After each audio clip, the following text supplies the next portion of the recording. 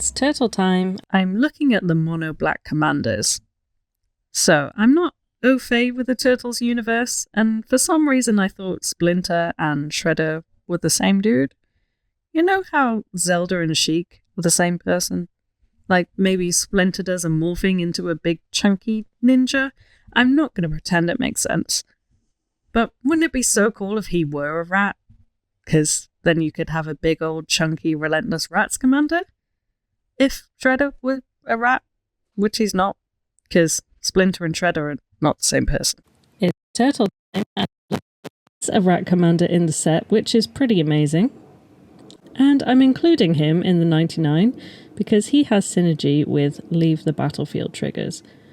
But let me put him to the side for a second, because I decided to choose Super Shredder as my commander, because it's not so linear. It's not so often that an aristocrat-style deck cares about pumping your commander. Plus, you don't have to go down the aristocrats route. He cares about anything leaving the battlefield. So that could be creatures, artifacts, enchantments, or even lands. So I'm talking treasures, clues, your opponent's creatures, and your creatures. There's a lot more scope here than just going for a tribal build. And since I've already done a Carumonix deck tech, if you prefer Verminster, you can head over and watch that for Rat Tribal. Sorry, that might be the most confusing intro I've ever done. Let me backtrack. Obviously you want Shredder to get big and smash, but how do we go about doing that? Let's have a look at the different ways something might leave the battlefield. I'm talking blink, return to hand, death, exile, sacrifice. Now we're limited by being in mono black, so we won't have many return to hand or blink effects available to us, if any, but death and exile we sure do. And it doesn't matter if it's our permanents or our opponents. So we can go for self-sacrifice or aggressively killing and exiling everything else on the board. You could go for treasures. Revel in Riches is a mono-black card which throws a little Zag alternate win con. Every time you crack a treasure, you're pumping Shredder. This pairs nicely with forcing your opponent to sacrifice, because that also triggers Shredder, and makes more treasures, and keeps the ball rolling. Or we could go for generic artifact stuff. There's a bunch of artifact tokens we could generate and gain value from. Artifacts also have a lot of recursion, so you could go for a more graveyardy build. Every time you sack a guy, you pump Shredder, and you can keep the chain going by reanimating all your little guys. We can also try creature recursion theme, sacking and reanimating. And if you're going to be doing that, you might as well be draining life. Whilst draining everyone, you're also growing Shredder, who can swing in for the final smash. There's a bunch of life-draining guys who trigger from a variety of things. You can interchange whichever ones you want to include, depending on how many tokens, artifacts, or creatures you'll be generating.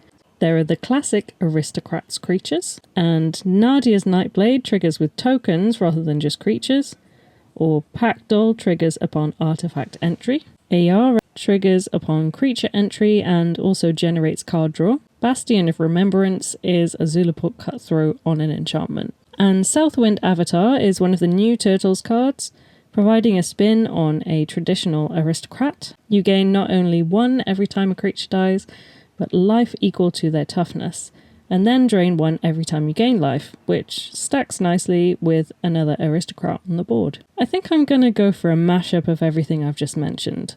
That way I can try and fit in all the good stuff. Personally, I like manipulating my own board for nefarious gains, so I can't not include these bad boys. You will be hated, but you're playing mono black, so what do you expect? If we're sacrificing our own stuff, we force our opponents to also sacrifice. So we not only get a trigger from our creature leaving, but also theirs. Double whammy. And if things are dying, let's get some other stuff out of it. Life, as I mentioned before, but also resources. Treasures, to also sack and trigger Shredder, as well as little rampy Eldrazi. And cards, of course. Other treasure generators include Undercity Scrounger, Ruthless Knave, Black Market Connections, and Grim Hireling. Tempting Contract is fun, because each person who creates a treasure gives you a treasure, but even when they sacrifice their treasure, Shredder triggers. That's right, even your opponent's treasures and clues, etc. work in your favour. Of course, it might work out that no one takes the offer, but it's worth a try. As mentioned before, I think we have enough treasure synergy to include Revel in Riches. What's good about treasures and other artifact tokens is that they sacrifice themselves. But for creatures, let's make sure we've got some sack outlets to get the ball rolling. Ashnod's Altar, Phyrexian Altar, and Phyrexian Tower, and Spawning Pit. These are all kind of expensive options, so for a more budget-friendly vibe, we can add Priest of the Forgotten Gods, Viscera Seer, High Market, Umbral Collar Zealot, and Yaheni. Warren Soul Trader and Skullport Merchant double up as treasure makers and sack outlets, which is doubly useful. Moving on to opponent sacrifice. Braids puts our opponents in a really bad position. If they sack something, we get counters, but if not, we draw cards, so it's a win-win for us. Shredder will trigger for each separate instance of death, so these guys who force our opponents to sacrifice could get us up to 4 counters. I've decided to lean into the token generation side of sacrificing creatures rather than recursion, so Mia Chamber, Hangerback Walker, Ogre Slumlord, Dreadhorde Invasion, and Old Flitterfang could all be included. Fun little side quest. If you manage to get a free sack outlet onto the battlefield with Ophiomancer, you can generate a token every turn, adding up to 4 counters to Shredder in 1 round. Nice. Fain the Broker gives us so much versatility with Shredder. Not only is he a sack outlet for creatures, but also artifacts. Plus, he generates artifacts and 1/1 counters. I didn't think there could be such synergy from a single card. He even generates mana in the form of treasures, and he's only $1. In the same vein, Trading Post gives us some versatility. I'll be including a fair few artifacts in the deck, so being able to get them back from the graveyard is useful, plus drawing cards. Animation Module lets us create more fodder for Shredder whenever he gets a 1/1 counter, and if we have the spare mana, can also trigger itself. Shredder already has Menace, which is great, but you might want to protect him and give him a little extra summon to make sure all your efforts don't go to waste. With Professor's Warning, Lightning Greaves, Swiftfoot Boots, Whisper Silk Cloak, and Trailblazer's Boots. You might have noticed that I'm saying a lot of card names. That's got to be more than 63, right? Well, yes. I'm throwing out a lot of names here because the deck is so customizable. You can choose to focus whichever synergy takes your fancy. So check out my deck list to see which ones I went for in the end, but I'll also include all the other cards mentioned in the maybe board, in case you want to have a look. That being said, I just wanted to mention all these food token generators. Bumbleflower Share Pot, Experimental Confectioner, Hot Dog Cart, Midnight Snack, Minstrosity, Rapacious Guest, Scavenger's Talent, Foreboding Fruit. You can make a whole deck based on food with Sweet Tooth Witch, Tempting Witch, A Taste of Death, Witch's Oven, and Transmutation Font. If you decide to go down the blood route, Blood Fountain, Voldaran Bloodcaster, Moonstone Eulogist, Camber, Gluttonous Guest, and Bloodvial Purveyor.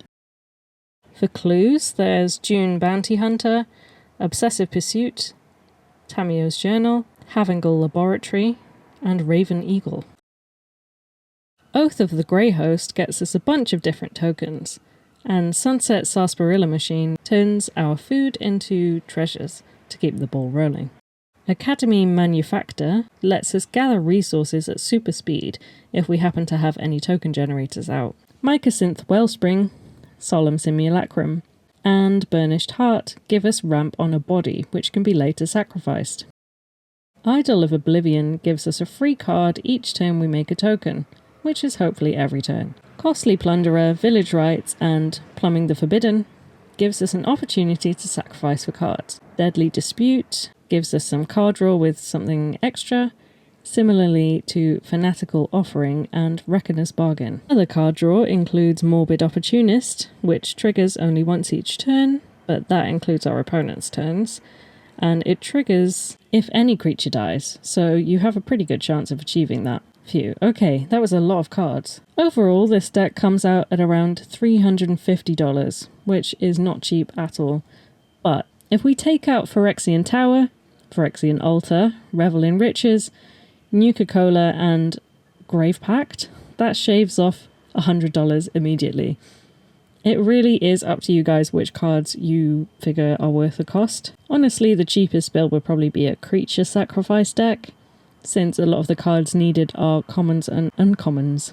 I've put the list up on Tapped Out with the other cards I mentioned in the maybe board. You can copy and paste the deck list from the description into Card Trader and follow my affiliate link and 5% off discount code if you want to pick them up yourself. I hope you enjoyed the video. Let me know in the comments if there's any crazy cards I missed out and which route you've decided to take Super Shredder for your deck.